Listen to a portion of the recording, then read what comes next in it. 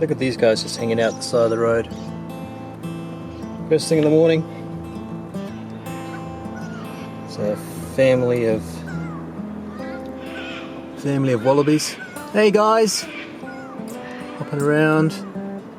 They're off now. Take it easy, have a good day. I'll see you later. Alright. I'm mad talking to the animals. Now how much you want to bet then when I drive forwards they're going to try and cross the road?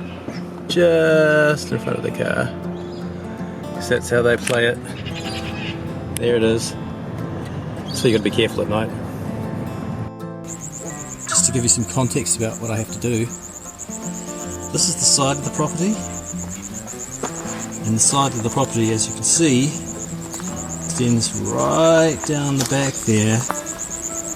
All the way down the back there to that back tree line. So it's quite a distance, and you can see, so this is my neighbour's fire break, and this is our side. So our side is a real mess. There's lots of branches overhanging, there's lots of seedlings, and lots of long gamba grass that I have to mow, or at least attempt to mow. It is a mighty long distance, so I probably have to break it up. You know, health-wise, I'll break it up maybe to like three parts and 1 part a day. So it will take me 3 days to do once each side. I'm assuming, because there's a lot of timber that I need to clear as well on top of the actual grass. Then in comparison, this is the front of the property, which is also fairly overgrown, but it's actually not as far. Probably where you see that power pole is approximately on the other side of the road. So yeah, from there where the power pole is to the other side where that tree is kind of overhanging to here. Not zoomed in. So it's still quite far, but probably about the same distance as the driveway that I did.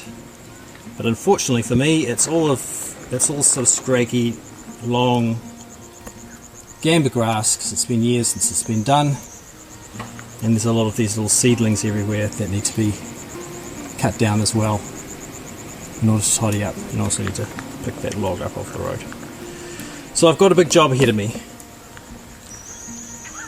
So this might actually be a bigger problem for me as the fire breaks on the other side of the property, because it looks like there's some trees that have popped up very, very quickly on this side. You can see all the long gamba grass at the front of the property.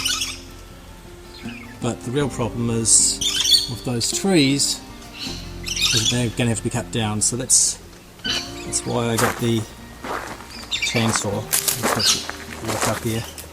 So you can see I wouldn't even be able to walk through that at the moment. The thick it is, the scrub is too thick.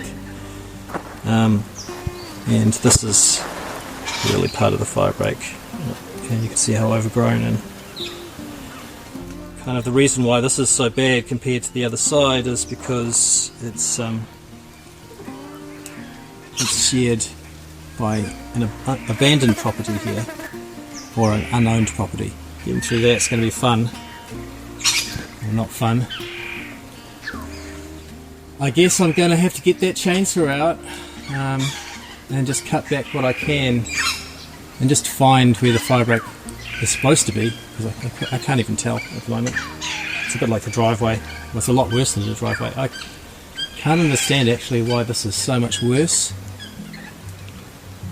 than the other side. And it's going to be very hard to figure out where the actual fire break is supposed to be. And it's the same length as the other side of the property. So maybe this is going to be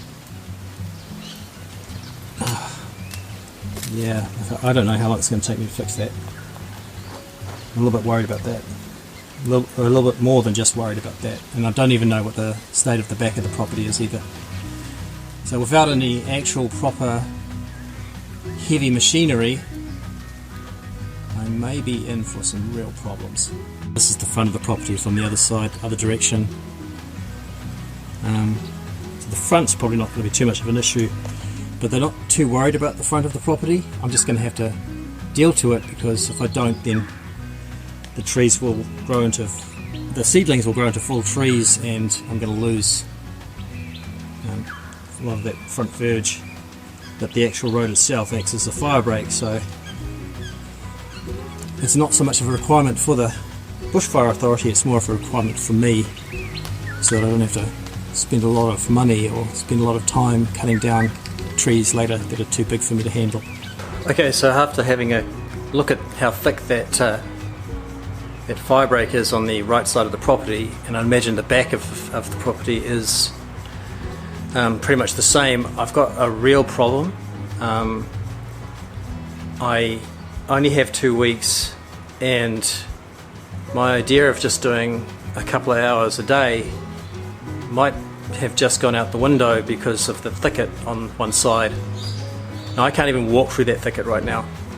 So if I can't walk through it, I can't take a mower through it, and it's also going to make it very hard for me to clear it even with a chainsaw.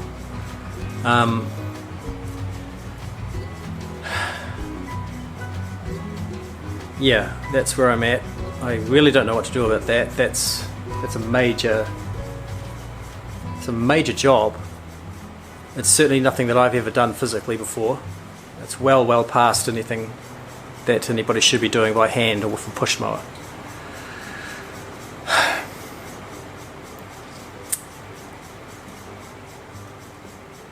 And like I said, I was only budgeted $550 to do the fire breaks in the first place, and I'm short like over $2,000 to do it, to get it done for me, with some heavy machinery. So yeah, I've got a serious problem. Got a serious problem with these fire breaks, and that growth has sprung up within now would be 2 years. So in exactly, well, actually probably a little bit less than 2 years. So in a little bit less than 2 years, because our contractor went AWOL last year. That's how much the thicket has grown. So that tells you that we cannot leave these fire breaks, not for 1 year, even 1 year after a wet season, and all of that growth springs up, and it's a major problem, which it is for me now. And it's a problem that the only solution is to have a bulldozer or some kind of heavy machinery, like a slasher, to get through the thicket, to clear that bush. So I guess one of the things I might have to do today is just to jump online and try again, and might have to contact my brother and hit him up for more money to contribute towards the fire breaks, because I certainly don't have enough to do it myself, and I'm already advanced with work. So if I don't get some financial assistance from somewhere, I'm going to be left with it from Fred. If I need it, which I feel like I do, I'm going to be in a state of perpetual debt, paying off the advance and any other money that I borrow to complete the job. So one thing's for sure, I'm not going to get very far with this process without a working chainsaw. There's no way to get through that thicket without one. So I think I've got the right mix of two-stroke oil and petrol, and I've loaded up the chain oil reservoir, so in theory this new chainsaw should spring to life. So let's see if I can get that started and try and remember how to operate a chainsaw after 30 plus years of not using one. Well, I figured out my chainsaw problem. I had the chain lock on, so the chainsaw is working and running. So I think the first thing I'm going to try to do is just get rid of this so I've got better access to the water tank to fix the drainage inline pipe. Like I say, I've only ever used a chainsaw. I haven't used a chainsaw ever to cut down trees. I've only used it to cut up firewood when I was a teenager to make a little bit of extra money. So I'm a bit nervous about this process, so hopefully I don't hurt myself. There's a lot of torque in this thing, and I just don't want it flying back at me and causing me an injury, because I will have to drive to the emergency services to get help, and if I injure myself enough, then I'm not going to be able to do that. So here's hoping that this goes without a hitch. It's not a big tree. I suspect it's probably not going to hurt me too much, even if it falls on me. But it is in the way, so let's get rid of this thing. It's gone now, so I've got easy access to that drainage pipe in order to try and attach a new inlet pipe so that we don't run out of water every time. So that's probably the next mission. That's a mission at least I can do today on my own without a specialist in any heavy machinery.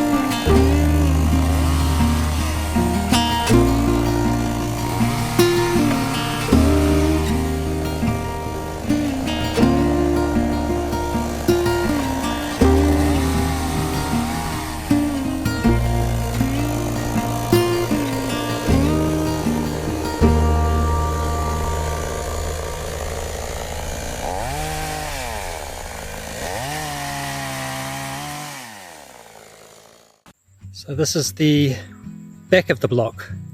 Excuse the dodgy sound, it's just on my cell phone. Just walked down just to check it. And this is looking back on the fire breaks. So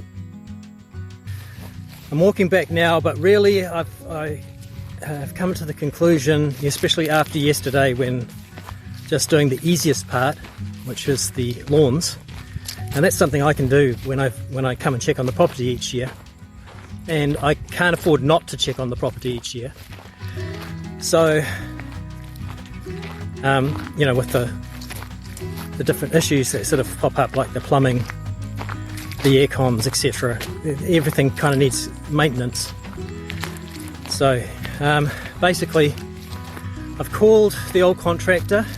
I don't really want to deal with him after he let us down last year, so I contacted another contractor who's hopefully going to have a look at the property today and get back to me, and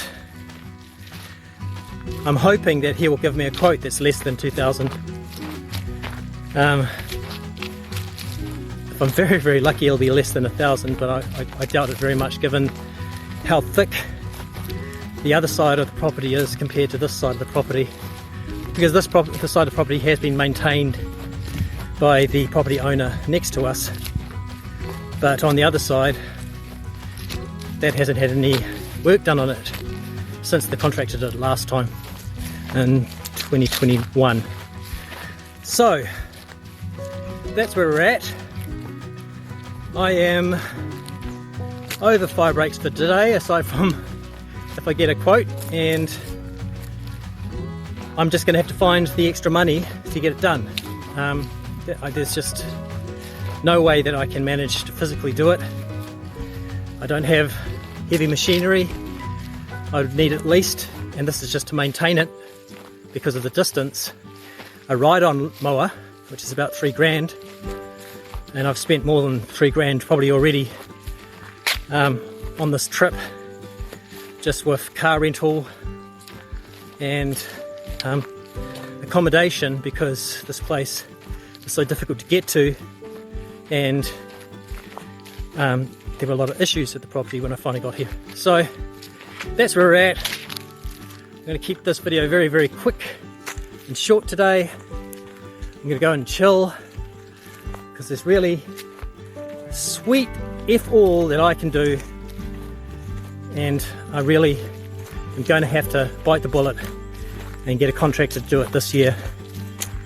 And if I want to save any money in the long term, either I trust him to keep on maintaining the property, which didn't really work out for us last time, or I invest in a ride-on mower.